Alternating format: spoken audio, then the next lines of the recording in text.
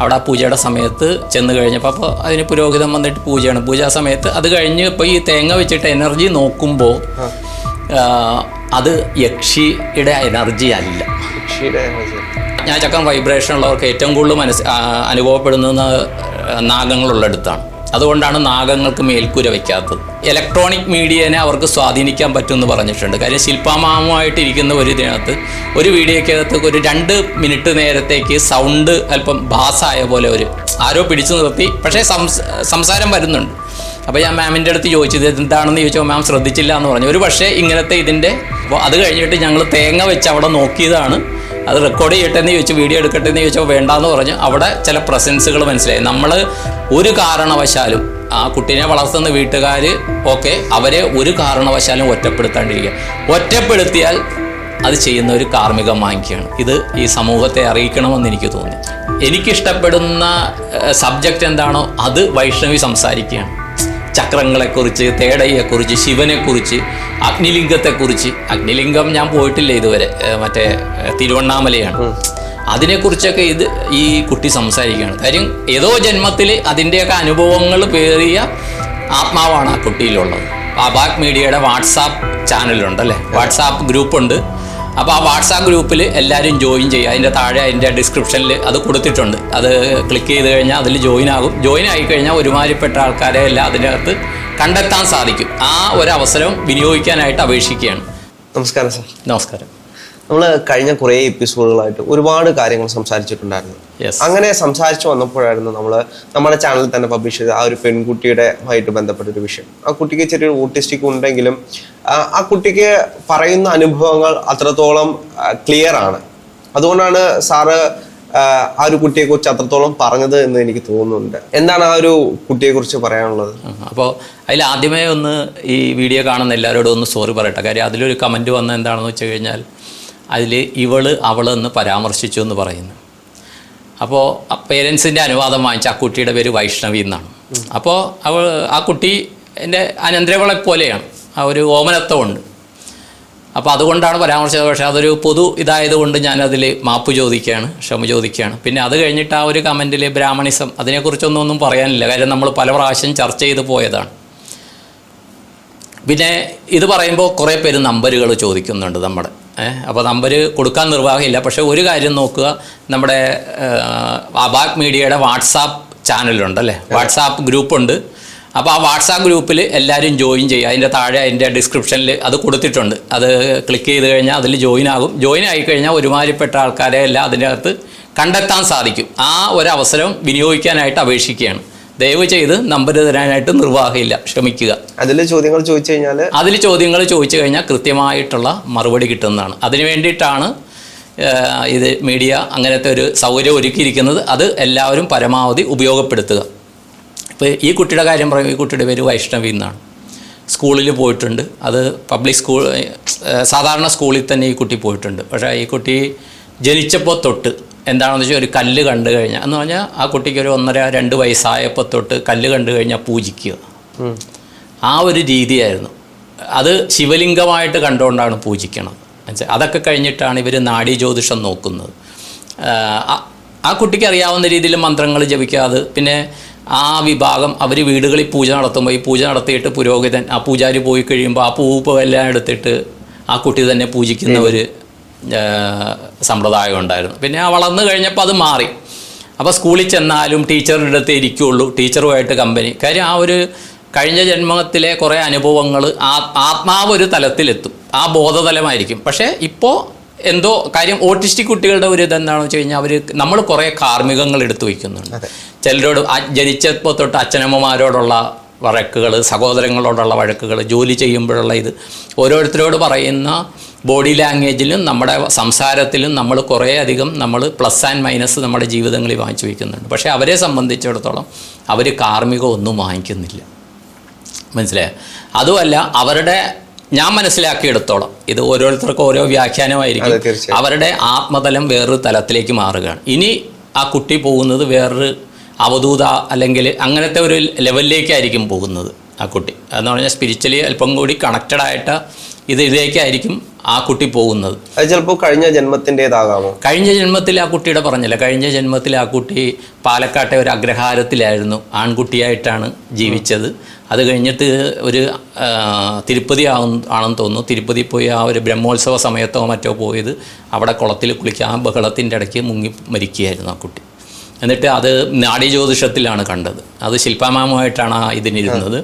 നാഡീജ്യോതിഷത്തിൽ കണ്ട് അപ്പോൾ ഈ കുട്ടിക്ക് ഇപ്പോഴും തിരക്കുള്ളിടത്ത് പോകില്ല, ക്ഷേത്രങ്ങളിൽ പോവും, പക്ഷെ ആരും ഇല്ലാത്ത സമയത്തേ പോവുള്ളൂ അമ്മയായിട്ട്, മനസ്സിലായി. അപ്പോൾ പാലക്കാട് പോയി, ഈ പറഞ്ഞ ക്ഷേത്രത്തിൽ പോകാനൊക്കെ ഇതൊന്നും പറഞ്ഞില്ല, എതിർപ്പ് പറഞ്ഞില്ല കുട്ടി. അവിടെ ചെന്ന് അവർ പറഞ്ഞ പരിഹാരങ്ങൾ ചെയ്തു. പക്ഷേ ആൾക്കാരൊരു 10 പേര് കൂടുന്നു എന്ന് പറഞ്ഞാൽ ഈ കുട്ടിക്ക് ഒരു ആങ്സൈറ്റിയാണ്. ഉടനെ തന്നെ റൂമിൽ പോയിരിക്കും. പക്ഷേ അതിൽ രസമെന്ന് വെച്ചാൽ എൻ്റെ അടുത്ത് വന്ന് ആദ്യമായിട്ട് കണ്ട ആളോട് സംസാരിച്ചു എന്ന്. പിന്നെ വേറൊരു അവിടെ വന്ന് നടന്ന കാര്യം എന്ന് വെച്ചാൽ, ഞാൻ ഏതെങ്കിലും വീട്ടിൽ പോയി കഴിഞ്ഞാൽ സാധാരണ മെഡിറ്റേഷൻ ചെയ്യും. അപ്പോൾ അവരങ്ങനെ വരണമെന്ന് പറഞ്ഞ് പണ്ട് തൊട്ടേ ഒരു ഇതുള്ളതാണ്. നേരിട്ട് കാണുന്നത് 2-3 മാസം മുമ്പാണ്. അവരുടെ വീട്ടിൽ വെച്ച് മെഡിറ്റേഷൻ ചെയ്യുമ്പോഴത്തേക്ക് അവിടെ ഒരു ദേവിയുടെ സാന്നിധ്യം കണ്ട്. അപ്പോൾ ഞാൻ ചോദിക്കുന്നു, ദേവിയുടെ സാന്നിധ്യം ചോദിക്കുമ്പോൾ ഈ കുട്ടി അവളുടേതായ രീതിയിൽ വൈഷ്ണവിയുടേതായ രീതിയിൽ പറയുന്നുണ്ട്. അപ്പോൾ എന്താണെന്ന് മനസ്സിലായില്ല. അപ്പോൾ ആ സ്ഥലത്ത് ഒരു ഗ്രാമദേവതയായിട്ട് ഒരു പ്രശസ്തമായ ദേവീക്ഷേത്രമുണ്ട്. അപ്പോൾ അതാണോന്നും കൺഫേം ചെയ്യാൻ പറ്റുന്നില്ല. ഈ വൈഷ്ണവിയുടെ അനിയത്തി വേറെ കാര്യം പറയുന്നു, അവിടെ ഒരു ദേവതയുടെ ആറാട്ട് കുളം അതിൻ്റെ അടുത്തുണ്ടെന്ന് പറയുന്നു. ഇവർക്കൊരു ക്ഷേത്രമുണ്ട്, കുടുംബക്ഷേത്രമുണ്ട്. അപ്പോൾ ഒരു യക്ഷി ക്ഷേത്രമാണെന്നാണ് ഇവർ പറയുന്നത്. അപ്പോൾ ഞാൻ പറഞ്ഞു അവിടെ പൂജയുടെ സമയത്ത് ഞാൻ വരാം എന്ന് പറഞ്ഞിട്ട് ഒരു തേങ്ങയും കരുതാൻ പറഞ്ഞ്, കോണിയുള്ള തേങ്ങയും കരുതാൻ പറഞ്ഞിട്ട് അവിടെ ചെന്നു. അവിടെ ആ പൂജയുടെ സമയത്ത് ചെന്ന് കഴിഞ്ഞപ്പോൾ അപ്പോൾ അതിന് പുരോഹിതൻ വന്നിട്ട് പൂജയാണ്. പൂജാ സമയത്ത് അത് കഴിഞ്ഞ് ഇപ്പോൾ ഈ തേങ്ങ വെച്ചിട്ട് എനർജി നോക്കുമ്പോൾ അത് യക്ഷിയുടെ എനർജി അല്ല. യക്ഷിയുടെ എനർജി അല്ല. കാര്യം എല്ലാ ദേവതകൾക്കും ഇപ്പം നമ്മുടെ എനർജിക്ക് ഒരു റേഡിയസ് ഉണ്ട്. മാക്സിമം നമ്മുടെ എനർജി, ഇപ്പം നമ്മൾ NCCക്കൊക്കെ പോയാൽ അറിയാം, നമ്മുടെ കൈ ഇങ്ങനെ വിതർത്താൻ പറയും. ഈ കൈ നമ്മുടെ ചലിക്കുന്ന അത്രയും നമ്മളൊരു സ്പിരിച്വലി ഒരു ആളാണെങ്കിൽ എന്ന് പറഞ്ഞാൽ നമ്മൾ എന്തോ ഒരു എനർജി ആയിട്ട് കണക്ഷനുള്ള ഒരു ബോധത്തോടെയാണ് നമ്മൾ നിൽക്കുന്നതെങ്കിൽ, നമുക്ക് മറ്റ് ദുശീലങ്ങളില്ലെങ്കിൽ, മദ്യപാനം, ലഹരി ഉപയോഗിക്കലൊന്നും ഇല്ലെങ്കിൽ, നമുക്ക് ഈ ഒരു കൈ അകലത്തിൽ 2 സൈഡിലും നമ്മുടെ കൈ അകലത്തിലുള്ള ഓരോ ഓറ നമുക്ക് ക്രിയേറ്റ് ചെയ്യാൻ പറ്റും. അതുണ്ട്. അതുപോലെ ഒരു യക്ഷിയുടെ അല്ലെങ്കിൽ നാഗത്തിൻ്റെ എനർജി ഒന്നുകൂടി കൂടുതലായി. ഇപ്പോൾ തേടൈ ആജ്ഞാചക്രം വൈബ്രേഷൻ ഉള്ളവർക്ക് ഏറ്റവും കൂടുതൽ അനുഭവപ്പെടുന്നത് നാഗങ്ങളുള്ളിടത്താണ്. അതുകൊണ്ടാണ് നാഗങ്ങൾക്ക് മേൽക്കൂര വയ്ക്കാത്തത്.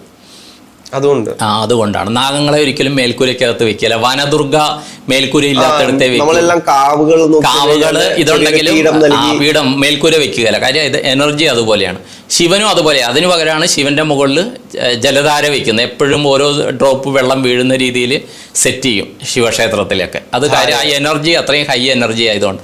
ഇത് തന്നെയാണ് ആറ്റോമിക് റിയാക്ടറിലും ചെയ്യുന്നത്. എപ്പോഴും കൂളിങ് ചെയ്തുകൊണ്ടിരിക്കും. അപ്പോൾ അവിടെ ഭയങ്കര എനർജിയായിരുന്നു. അപ്പോൾ ഞാൻ പറഞ്ഞു ഇത് യക്ഷിയല്ല, ഇത് വനദുർഗയുടെ എനർജിയാണ് കാണുന്നതെന്ന് പറഞ്ഞു. കാര്യം അവിടെ ആ മതിൽക്കെട്ടിനകത്ത് ഒരു 5 മീറ്റർ 6 മീറ്റർ റേഡിയസിൽ പോയി മതിലിൻ്റെ പുറത്ത് പോകുമ്പോഴേ എനർജി മനസ്സിലാവുന്നുണ്ട്. നമ്മളിവിടെ തേങ്ങ പരീക്ഷിച്ചിട്ടുണ്ട്.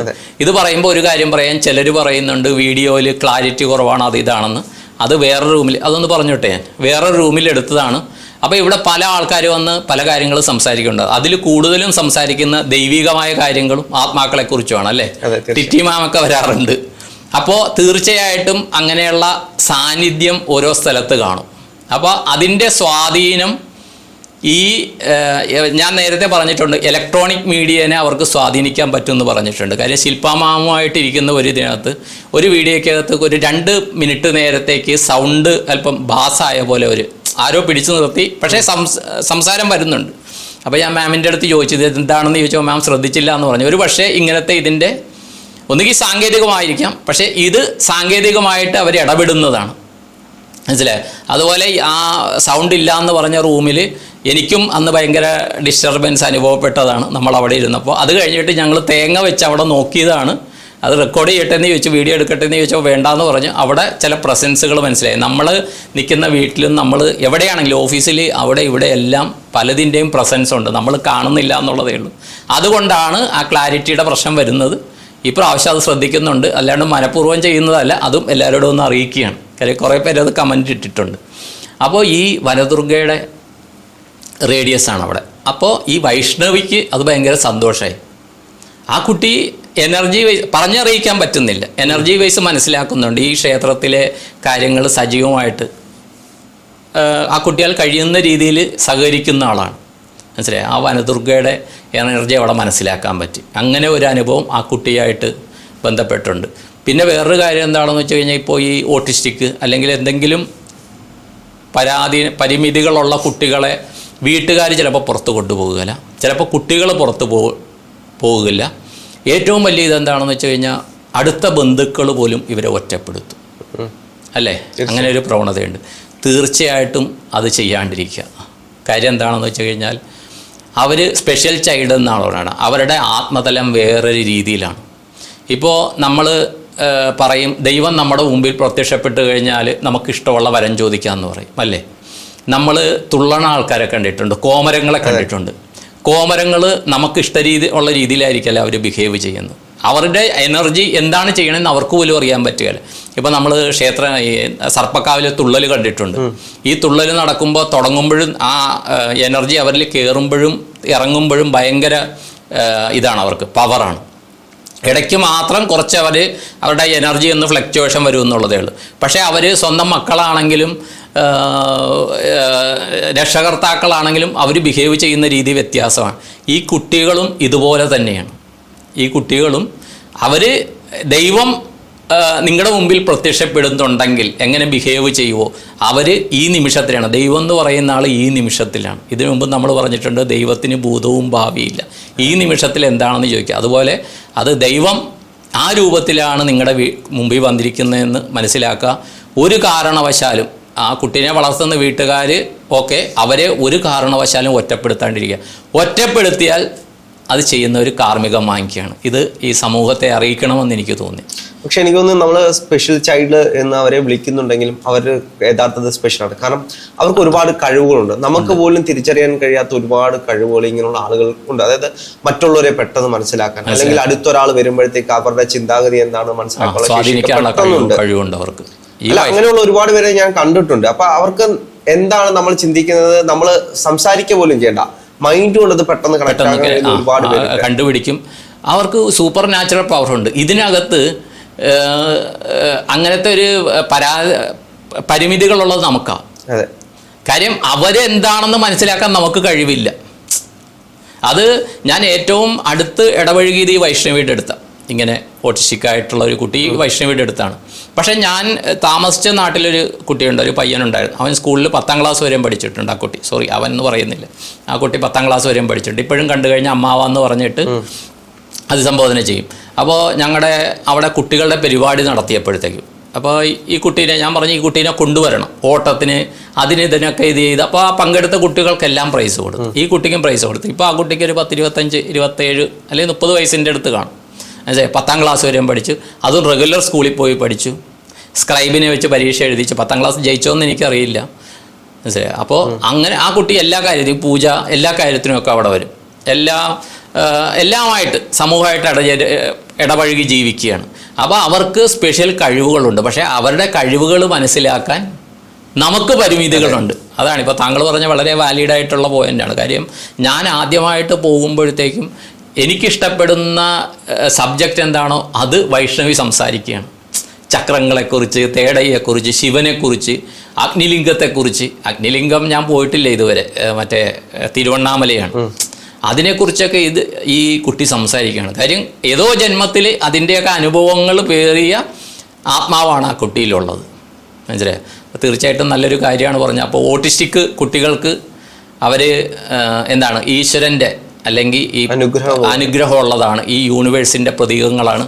അവരെയും അവരുടെ വീട്ടുകാരെയും എല്ലാവരും ചേർത്ത് നിർത്താൻ അഭ്യർത്ഥിച്ചുകൊണ്ട്, അപേക്ഷിച്ചുകൊണ്ട് നിർത്തുന്നു. നന്ദി, നമസ്കാരം.